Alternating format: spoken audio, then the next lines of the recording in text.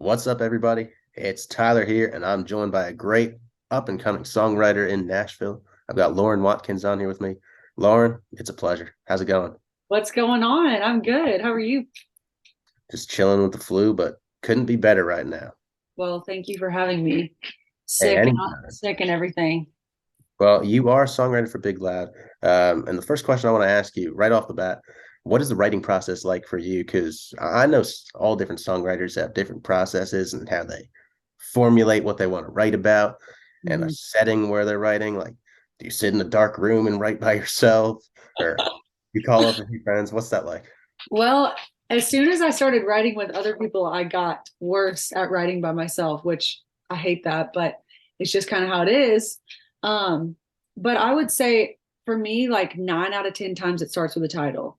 So I keep it in my phone just a list of running titles, and sometimes they're so stupid and sometimes they're good.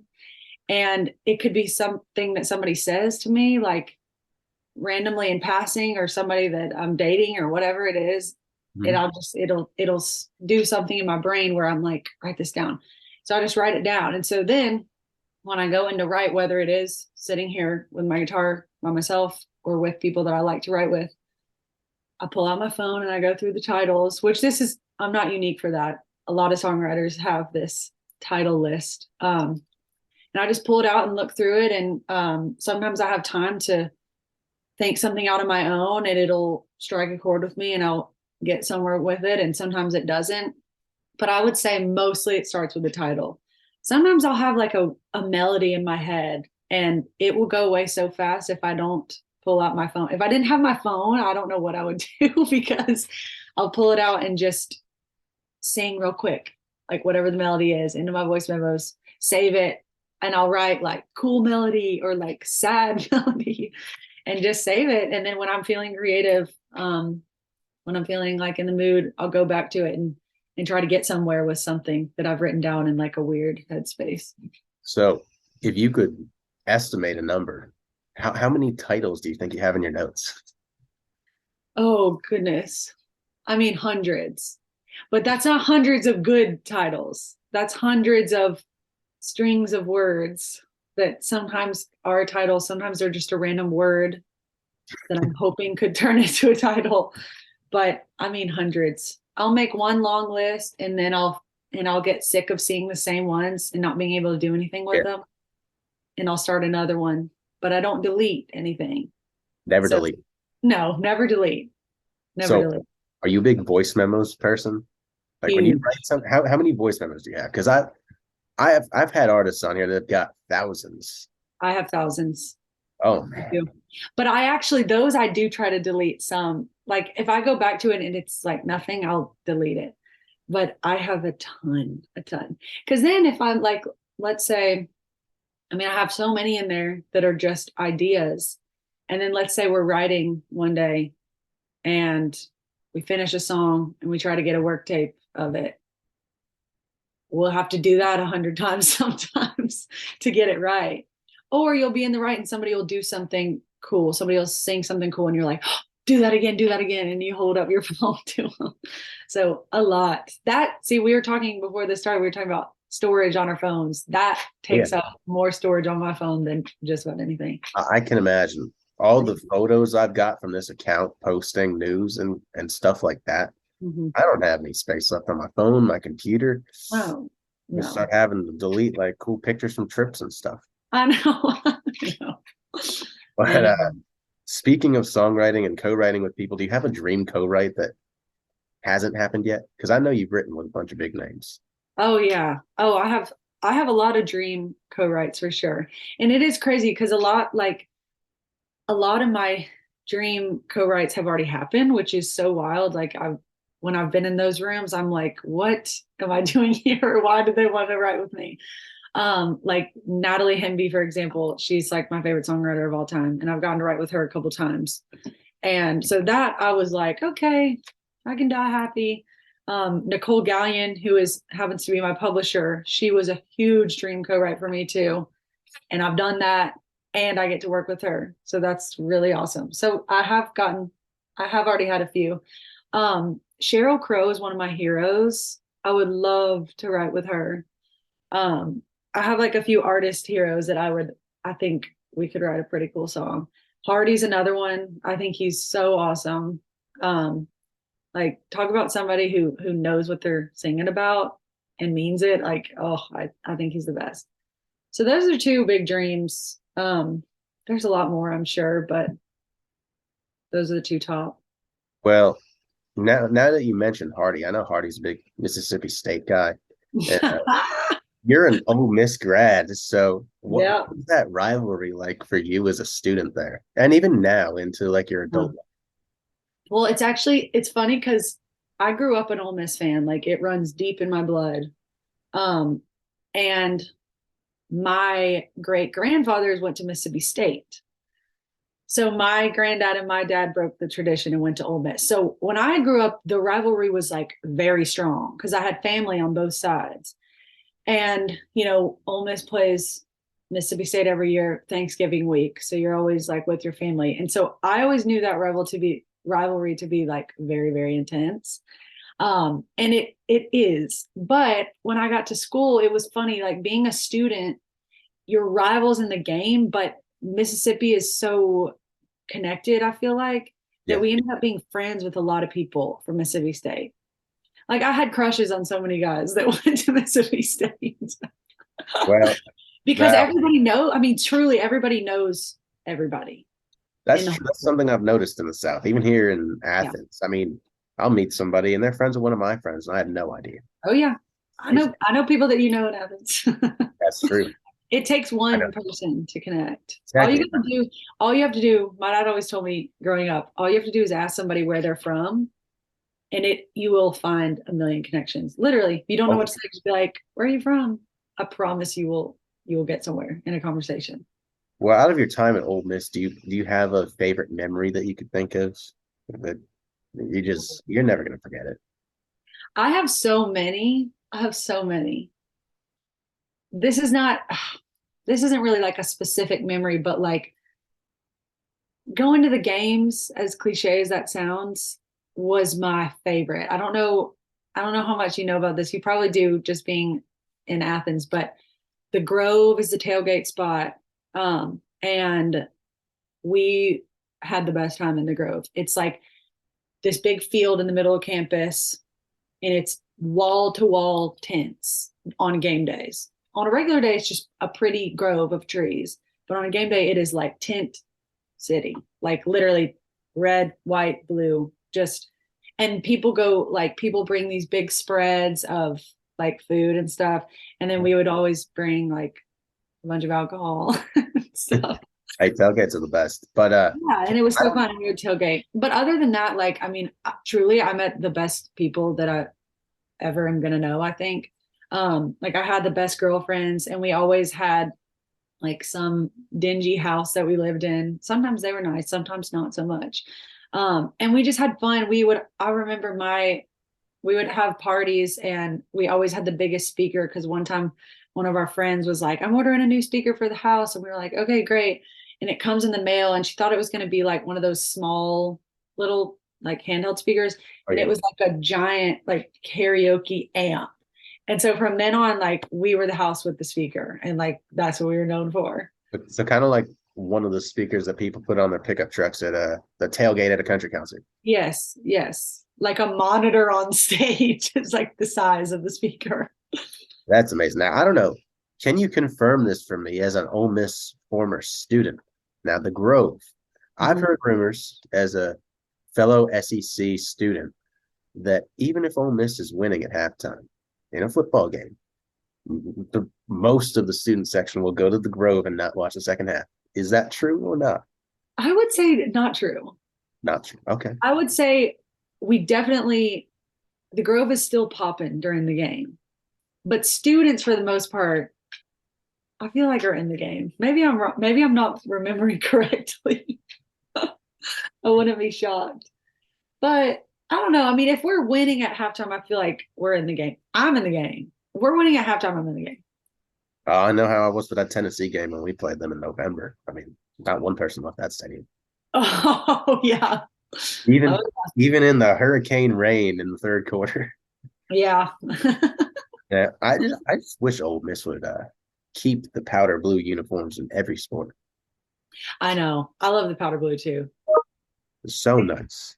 Yeah, I love it. I think it's so pretty. I wish it was lighter though. Like they used to do like a lighter color, and Yeah, I liked it better when it was that.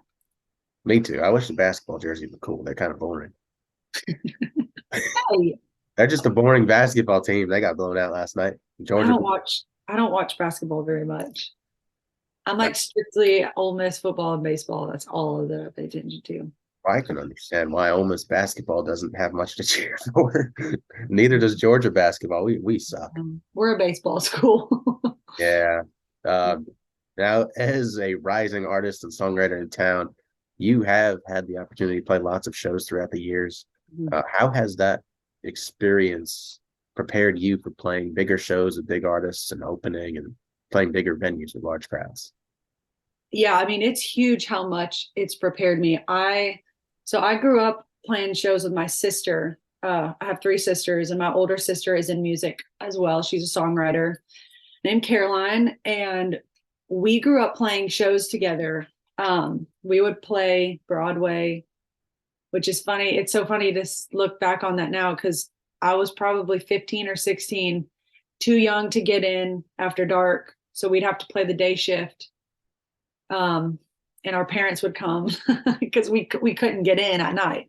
So we'd play like the 4 hour day shift, did a lot of that. We would play at this place called Puckett's. They have a few locations in Nashville. We'd mostly play at the one downtown.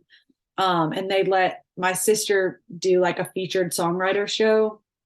And she would have me up and sing with her. It was before I would write songs or anything. Yeah. We did that. So yeah, I played a lot of shows growing up. And I think the biggest thing for me is just being comfortable on a stage because I can sit in here all day and sit with my guitar in front of a video and film it 100 times. But it's completely different than being on stage and watching the crowd react or not react with you.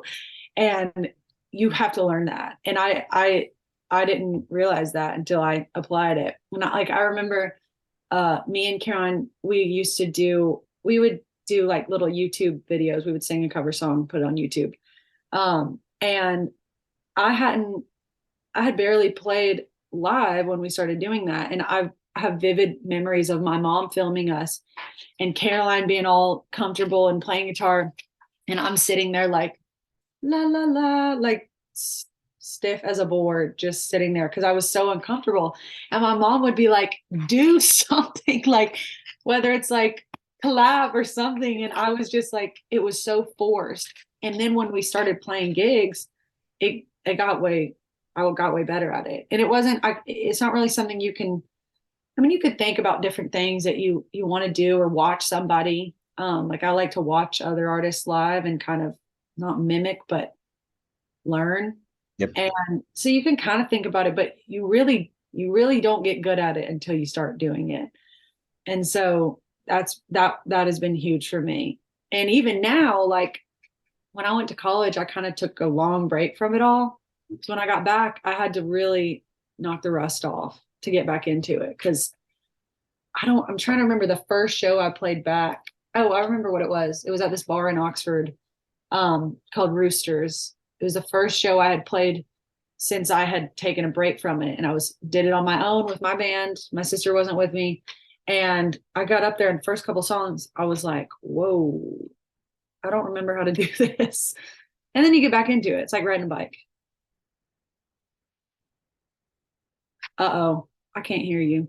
Sorry, I muted myself on Oh, there accident. you go. Anyway, from your perspective, I was saying, I'm sure it's changed over the years, but as an artist now, do you find it harder to play in front of a camera in your room or live in front of people? Because I know people that are Ooh. great live performers and they hate sitting in front of the camera. Mm. It just feels, I don't know. I guess people say it feels awkward to be by Yeah. yourself. I think they are both hard in different ways.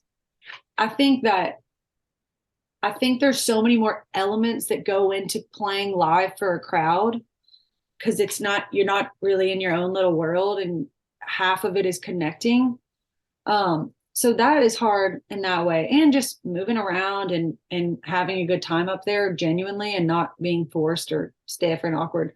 So that's all definitely tough. But I think being in front of a camera, to me, it's like if it's just me and I've set up my phone in my room, I I'm not nervous at all because I can take the video as many times as I want to. The thing that's hard for me is I get I'll get really perfectionist about it. And so like when I say I will literally sit there and film something 50 different times on some days. Because then you just get so in your head. It's kind of like when you're writing a song and you're too in it. You have to just, okay, put it down, walk out of the room, go do something else, and then come back to it. And then I'm good. So I I think they're both just really different, really, really different. I think that's a good way to put it because Yeah. yeah, like you said, one's in front of a lot of people and the other is just by yourself. It's You, just you you. when you're in a crowd too, you don't really pick up on a missed note or something if you're in a crowd sometimes because it's loud in there. But if you're Oh by yeah. yourself, you know everything that goes It's a wrong. lot, yeah, it's a lot more forgiving, Huh? especially if you've got a awesome band behind you and you miss a cue or something. True. Just let them go and they'll cover, you Well, know. while you're playing live, do you have five favorite cover songs? Ooh, I don't even know that I can name five off the top of my head specifically because I have so many favorite songs. Um, but okay, well, Cheryl Crow, like I said, she is. I love so many of her songs, but "Soak Up the Sun," we've started doing that one live, and it's always really fun. It's another fun like full circle thing for me because I used to sing that back in the day when I was playing with my sister, and so it's fun to do that again. And I've always loved that song. Neon Moon always goes over really well. I've always loved that song, but Casey Musgraves, when she came out with her version and I like heard a girl voice on it, I was like, ooh, yes. And then it kind of changed it for me. And the crowd always loves that one. It's like when that beginning lip comes in, everybody's like, ah, they know it. So it's always good. If you're losing them, it's like play Neon Moon. It's like a um, friends in low places kind of thing. Yes. Oh, totally. Yeah. I used to love to play that one too, actually. I haven't done that in a while. You do the Um, third verse. huh? You do the live third verse. Oh yeah. Oh yeah, I do the third Sure. verse. And you can always tell like when someone in the crowd knows it, when they know the third verse, they feel so special. They're like, yes, I know it. And they sing it with you and you kind of like, Oh, I know. I've been there before. I love it. What else? Anything Miranda Lambert, I love, and it goes over well. Um, Gunpowder and Lead is so fun to sing. So fun. It makes me feel so cool when I sing it. Um, Also, oh, we've been doing Wasted on You, Morgan Wallen. I'm a huge Morgan fan. And that one I love. It's just fun. I mean, his voice is crazy. So Yeah. any song to sing of his is like, ooh, can we do this? But it's fun. I mean, with your Cheryl Crow fandom and Morgan fandom, I did see your video singing picture with them, and Oh yeah, there you go. Yes. Yep. it's like Really, worlds collided yeah, there. it's like a blend of the two. It's perfect. I know, right? Yeah, we that was our we are both represented by the Neil agency, Austin Neil. Mhm. And so we had like our end of the year Christmas party, just like also just end of the year celebration. And it was at this place called Critters in Nashville. I don't know if you've heard of it, but it's this cool karaoke bar. And they were singing karaoke and we were like, let's do it. That's awesome. And that's my go-to karaoke song too. So I was like, we're It, gonna do this. it is a classic. You just This got is to make sure you have somebody to duet it with you. I know. I So you know, might sing really. both parts. I know, right? Yeah. He crushed it. Well, you do have a lot of original music up on YouTube and Instagram and TikTok. Do you have any plans of releasing some original music this year, like on Yes. platforms? Yes. I'm so excited. There's not too much I can say yet, but I promise we have lots of big plans. And we'll get to announce really soon everything that's coming up. But I'm so excited. We've been working on it for so long and just trust that there will be plenty of music to go around. So I'm pumped about it. That is great to hear. Anybody out there watching this right now, you heard the good news here first. And before we go, you are playing a festival in my homeland of New Jersey in August. Yes. I guess I could proudly say that. I know Jersey. you need to give me some bar and food Yeah. rep. Yeah. Well, with that performance coming up at the festival, how excited are you for festival season and playing live this summer? I am so excited. I seriously I can't wait.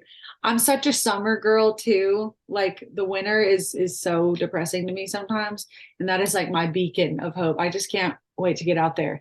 And we've been on the road a little bit now playing the Tin Roof circuit, which has been so fun and such good like I love the boys I've got in my band. They're so much fun to be around and it's been really good practice for us too.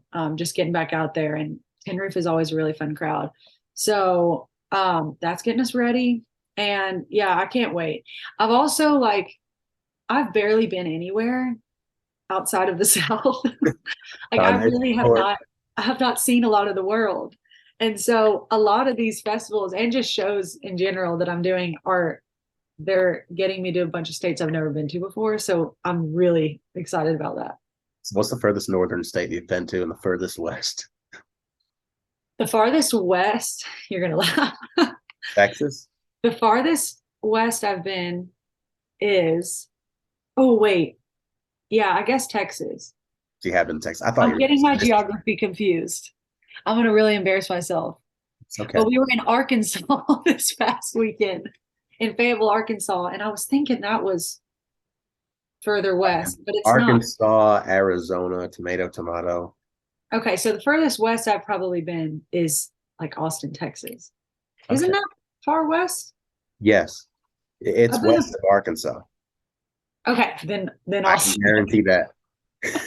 Okay, then Austin, Texas is the farthest west I've been. I know. And the farthest north I've been, I'm gonna take a guess. I'm gonna go with like Kentucky. not far. Not far, but no, I actually have been farther north than that. I think I'm really not good with geography because in the South, it's like I know what it looks like so well, Yeah. but in the North, they're all, or in the Northeast, they're all so little. And I'm like, oh, wait. But I've been to Boston Well, and Cape Cod, that's pretty far north. and I think that's the farthest I've been. That's past New Jersey. Farthest I've been. But see, this summer, like some of those festivals will be way farther than I've been. You going up to Canada? We might be. We might be. Another fun fact, I've never left the country. Me neither. Really? Furthest I've been is probably a mile off the ocean. Yeah, me too. Key West. Key West is as far out as I've been. Yeah, that's further than me. Don't feel bad. I know, I'm not I alone. only haven't even been like 200 yards into the ocean. Yeah, that's yeah. But I Yeah. mean, but I'm ready. Let's go. Canada might be the first. I think we might be up there this year. We'll see. Well, as everybody's watching this, go get tickets to these festivals, these shows. If you're not familiar with Lauren and her music and songwriting already, then you should be. And you're slacking, and you should go follow her on Instagram and TikTok and subscribe to her YouTube because she's got big things coming outside of songwriting and even in songwriting too. So, Thank you. Lauren, it was a pleasure having you on here. Thank you. Thank you so much for having me. This is so good to get to talk to you. Anytime. It was great having you on here. We will see you guys next time.